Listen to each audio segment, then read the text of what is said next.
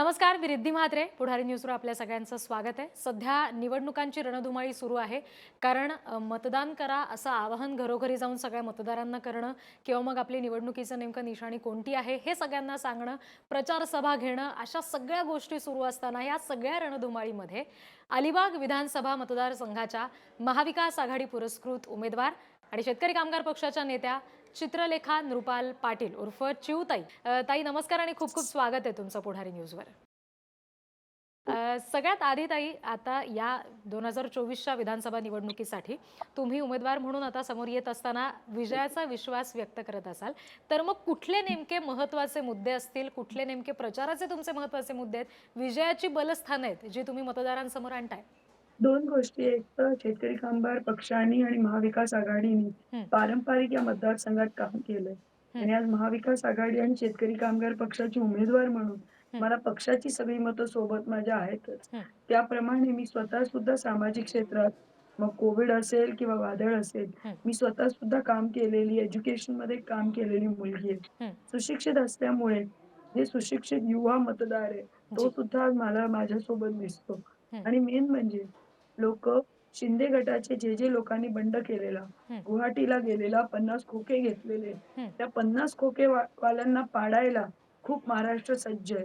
जी. तर नक्कीच या सगळ्या मुद्द्यांमुळे मला वाटतं माझी विजयाची पताका निश्चित आहे. हं, हं. अगदी.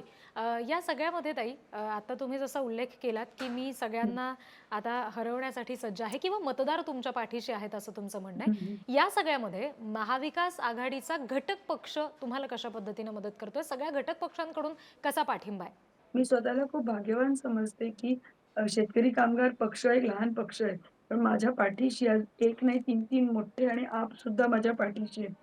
मी पवार साहेबांचे, सुप्रियाताईंचे आभार मानते. हं, मी काँग्रेसच्या सगळ्या नेत्या मंडळींचे आभार मानते. मी उद्धव ठाकरे, शिवसेनेचे मनापासून आभार मानते. हं, त्यांची खूप मोठी ताकद या मतदारसंघात आहे हं, आणि ते आज खूप जोराने काम करतायत आणि हं. माझ्यासाठी खूप वेळ देतायत, प्रचार करतायत. जी. म्हणून मला वाटतं की त्यांची खूप मदत होईल आणि हं, त्यांची इमेज आज एक महाराष्ट्रात खूप स्वच्छ आहे सगळ्यांची आम्हा मंडळींची, हं. की कोणताही डाग नाहीये आणि म्हणूनच मतदार महाविकास आघाडीकडे येईल. जी, जी. निश्चित. आत्ता जसं ताई आपण उल्लेख केला, की निश्चित घटक पक्ष तर सोबतच आहेत. पण हं, अलिबाग संपूर्ण जर विचार केला अलिबागचा आपण, तर हं, हं. शेतकरी कामगार पक्षासाठी मत देणारा एक निष्ठावान कार्यकर्ता आणि निष्ठावान मतदार शेतकरी कामगार पक्षाकडे.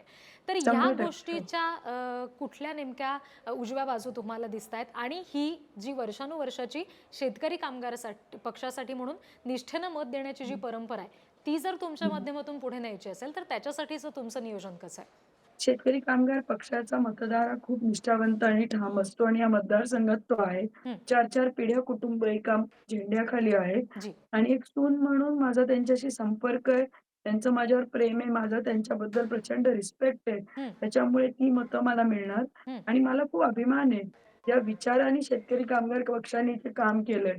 मी जेव्हा गावोगावी जाते, तेव्हा मला सगळ्या जुन्या आठवणी सांगतात, हं, की स्वर्गीय ॲडव्होकेट दत्ता पाटील साहेब जे विरोधी पक्ष नेते होते, हं. त्यांनी कसं अनेक लोकांना संघर्षमय कोर्ट कचेरीतनं वाचवलं जी. किंवा आम्ही इथे स्वर्गीय भाऊ प्रभाकर पाटलांच्या माध्यमातनं हं, खूप शाळा बनवल्या, मुलांना शिकवलं. हं, भाई जयंत पाटील असतील, त्यांनी तर विधानसभा, विधान परिषद गाजवलेली आहे. मीनाक्षीताईंनी विधानसभा गाजवलेली आहे. हं, तर त्याच्यामुळे एक वेगळी आत्मीयता आमच्या पाटील कुटुंबियासाठी हं, आणि पक्षासाठी या मतदारसंघात आहे. हं. ती मला सून म्हणून आशीर्वाद देतील. जी. आता तुम्ही म्हणालात, की सून म्हणून निश्चित तुम्हाला आशीर्वाद देतील. पण एक महिला उमेदवार म्हणून जेव्हा तुम्ही आता मतदारसंघात जाताय, सगळ्यांशी संवाद साधताय, प्रत्यक्ष भेटताय, तेव्हा काही वेगळा अनुभव येतोय? एक महिला उमेदवार म्हणून कसा प्रतिसाद मिळतोय? एक महिला उमेदवार म्हणून खूपच चांगला प्रतिसाद मिळतोय, कारण हं, की महाविकास आघाडीकडे महिला खूप आशेने बघतायत. हं, कारण की महाविकास आघाडी त्यांचा जो महागाईचा प्रश्न आहे, त्याच्याकडे सोडवायला बघतेय आणि माझा हं, स्वतः सुद्धा सगळ्या लेडीज बरोबर कॉन्टॅक्ट आहे. हं, मी बचत गटांच्या माध्यमातून जवळ-जवळ 20,000 बचत हं, गटना ट्रेनिंग देते, चालवते. हं, मग माझा सायकल वाटपाचा प्रोग्राम आहे, जो त्याचं नाव आहे, हं, सावित्रीच्या लेकी चालल्या पुढे. हं, त्याच्या माध्यमातून अनेक मुलींना, जवळ-जवळ 25,000 मुलींना हं, या मतदारसंघात मी सायकल दिलेल्या आहेत. हं, तर या सगळ्यामुळे मला असं वाटतं, की महिलांची एक अटॅचमेंट आहे हं, आणि यापुढे सुद्धा मी तुमच्या निमित्ताने माझ्या मतदारसंघातल्या महिलांना सांगेन, की त्यांच्या इथे अजूनही पाण्याचे खूप प्रश्न आहेत. तर जी. त्यांच्या डोक्यावरचा हंडा उतरवण्याची जबाबदारी या तुमच्या ताईची असेल. हं, हं. अगदी. जसं ताई आता तुम्ही म्हणालात, की या महिलांच्या डोक्यावरचा हंडा उतरवण्याचं तुमचं उद्दिष्ट आहे. तर यालाच जोडून मला असं विचारायचं आहे, की मतदारसंघातल्या विशिष्ट महिला, मुली आणि युवा जे आहेत, त्यांच्यासाठी म्हणून कुठलं ध्येय सध्या तुमच्या डोळ्यासमोर आहे? माझ्या डोक्यात काय आहे, की गावोगावी भाकरी भवन आणि बचत गट भवन बनवायचे. हं. जेणेकरून तिथे माझ्या महिलांच्या हाताला रोजगार मिळेल. जी. आम्ही तो रोजगार बाहेर फॉरेन कंट्रीतनं आणतोय आणि महिलांना छोटे-छोटे रोजगार या ठिकाणी निर्माण करतोय. दुसरं आम्ही युवांसाठी क्रिकेट, कबड्डी, एज्युकेशन याच्यात काम करतच असतो. माझ्या स्वतःच्या शाळा, कॉलेजेस आहेत. आम्ही करियर काउन्सेलिंग त्यांना करत असतो. हं, हं, शेतकरी कामगार पक्षाने या रायगडमध्ये सहकार रुजवला. हं, सहकार क्षेत्रातनं अनेक नोकऱ्यांच्या संधी युवकांना दिल्या, अनेक नोकऱ्या सुद्धा आम्ही त्यांना दिल्या. हं, तर हं. यापुढे सुद्धा आम्ही या सहकारी संस्था कशा मोठ्या होतील, जी. वाढतील याच्याकडे आमचं लक्ष असेल. हं. जेणेकरून त्यातल्या नोकऱ्या जास्तीत जास्त माझ्या युवकांना मिळतील. आता 23 तारखेला निकाल अगदी जवळ आहे असं हं, म्हणूया आणि जर हं, चित्रलेखा नृपाल पाटील या नावाआधी आमदार लागतंय, तर मग हं. आपल्या विधानसभा मतदारसंघामध्ये कुठलं महत्त्वाचं काम तुम्हाला प्राधान्यानं करायचंय? कुठलं नेमकं विकासाचं स्वप्न सध्या चिऊताईंच्या डोक्यात आहे? सगळ्यात मोठं माझं विकासाचं स्वप्न आहे, की हं, माझ्या प्रत्येक महिलेच्या नळात पाणी आलं पाहिजे. पहिलं माझं मी पाण्यावरतीच हे करणार आहे. इथे सगळ्यांना माहिती आहे, हं, की मी एक स्वतःच्या स्वखर्चाने धरण सुद्धा साफ केलेलं. हं, मी हं, 3-4 ठिकाणी पाणी दिलंय.